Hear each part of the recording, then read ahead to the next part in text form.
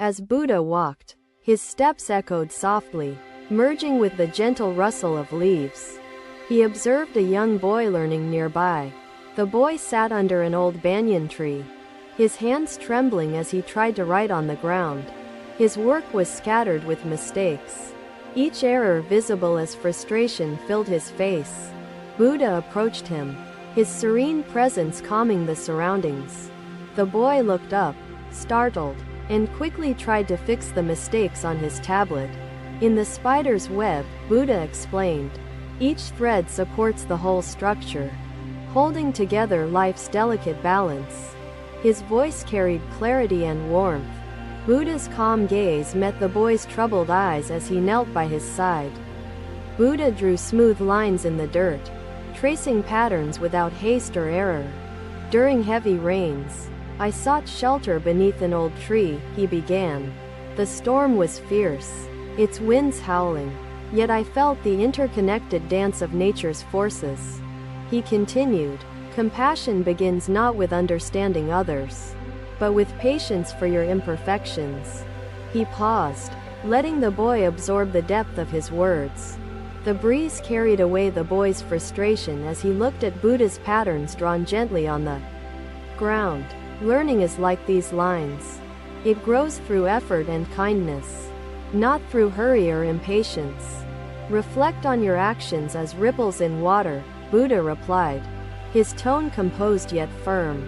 The ripples reach unseen shores. Buddha smiled as he replied, turn compassion inward, for anger toward oneself is like a blade cutting through one's own hand.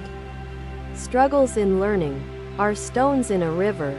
They are present, yet they cannot block the flow of wisdom. His teachings resonated, stirring reflections within the gathered disciples. Ananda's expression softened with newfound understanding. Buddha's narrative shifted to another tale from his journey. On a sunlit morning, I watched farmers sow seeds, he recounted. Each seed depended on rain, soil, and care. The disciples nodded, visualizing the farmers' toil and nature's response. In their labor, Buddha said, the farmers unknowingly contributed to interconnected life, feeding others through their work. His story reflected life's cycles. Start small. Let each effort be humble but determined. Growth begins with steps, not leaps. Just as this tree has grown. Buddha pointed to the old banyan tree, whose roots were deep but whose growth had been gradual. In compassion, you will find clarity, and through clarity, your learning will blossom like flowers kissed by sunlight.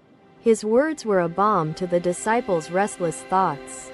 Buddha's teachings cultivated introspection and resolve among his followers.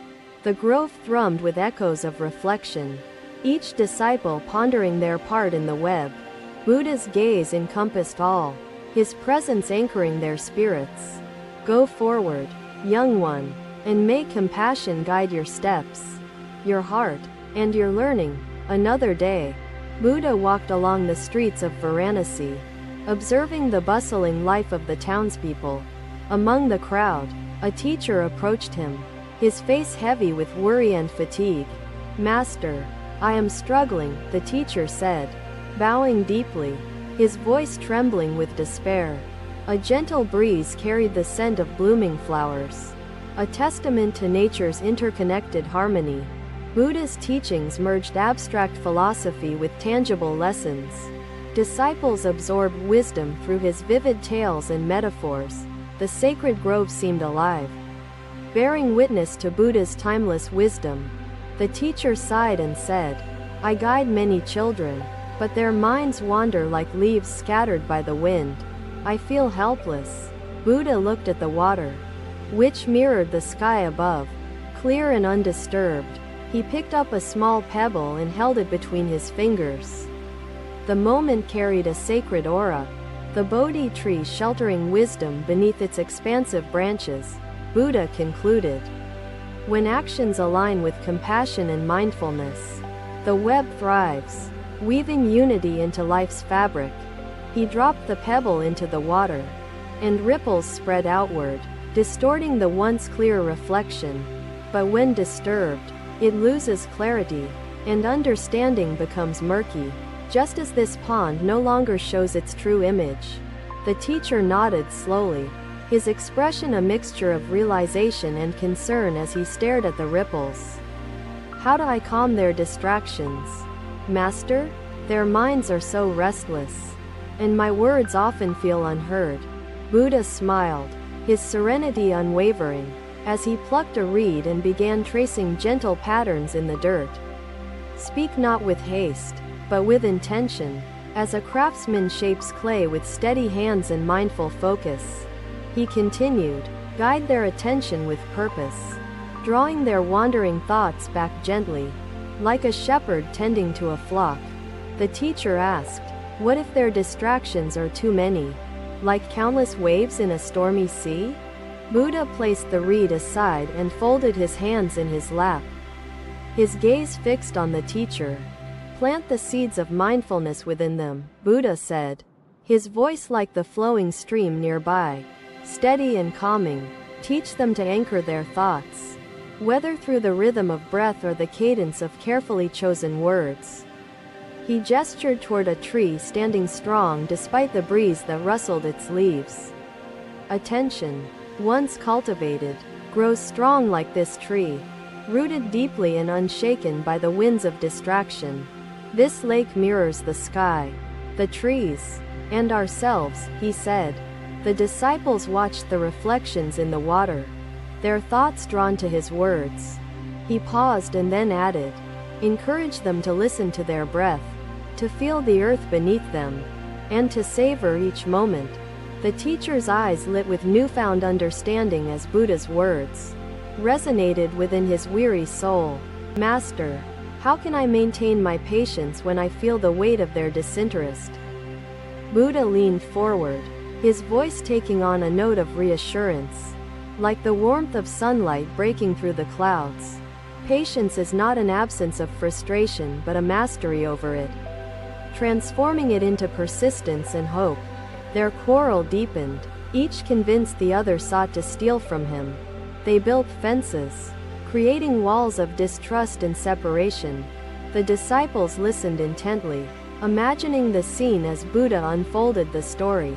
One year, Buddha said, the rains were heavy, and the river overflowed, washing away their fences and markers. The image was vivid, carrying the weight of nature's impartiality. The floodwaters deposited fertile soil, intertwining their fields with rich nutrients. Buddha continued. Buddha watched him go, his expression serene, knowing the seeds of wisdom had found fertile ground. The ripples in the pond settled once more, the surface returning to its calm, reflective stillness. The world continued its rhythm, each life a thread in the vast tapestry of existence, woven together by mindfulness and understanding. Another day, Buddha sat upon the slopes of Rajgir, the evening sun casting golden hues across the tranquil landscape. A group of disciples approached him, their expressions marked by curiosity and a touch of concern. One disciple stepped forward, bowing deeply before speaking. Master, how should we teach when knowledge fades like the setting sun? Buddha plucked a nearby flower, its petals beginning to wilt under the passage of time.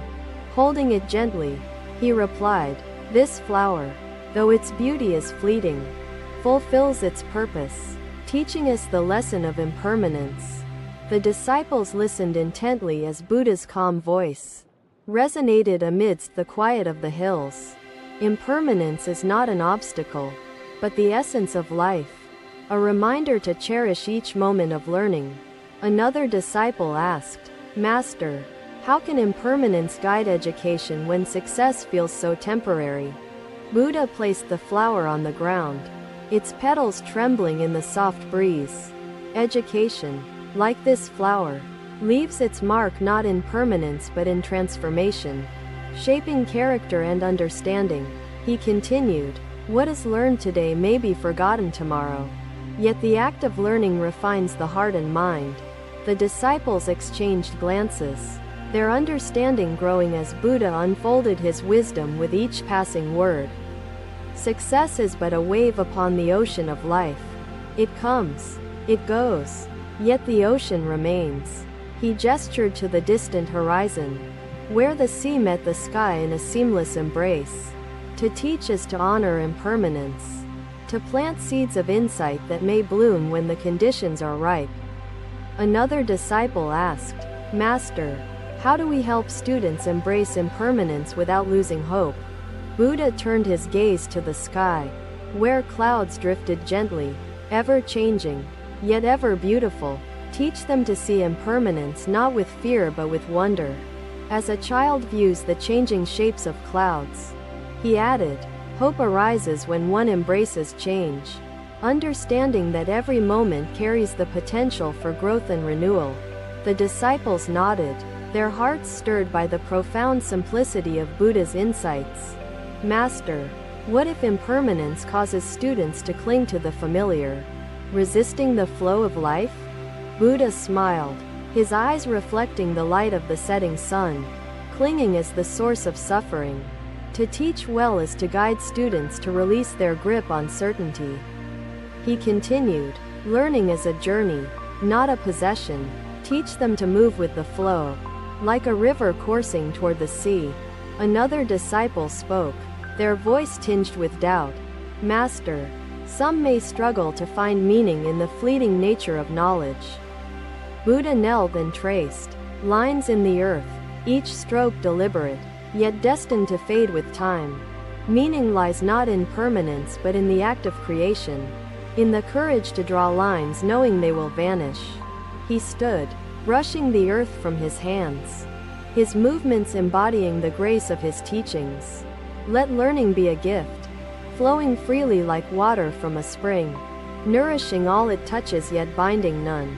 The disciples reflected on these words, their minds illuminated like lamps in the growing dusk. It reveals life's richness without the veil of excess. The disciples felt their hearts lightened by his words, their spirits stirred by the simplicity of truth. He added, "To teach with peace is to inspire peace, weaving a fabric of harmony that embraces impermanence with grace." The disciples bowed deeply, their spirits uplifted by the profound truths Buddha had shared. In this village, artisans craft tools, farmers grow food, and merchants trade wares, he said. Each depends on the other.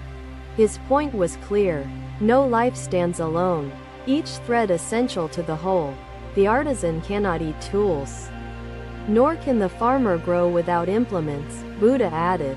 Unity sustains life's harmony. His teachings wove a tapestry of interconnectedness, linking the mundane to the profound. Thank you for watching. Buddha's teachings are always with you. Subscribe to our channel and we will see you in the next video.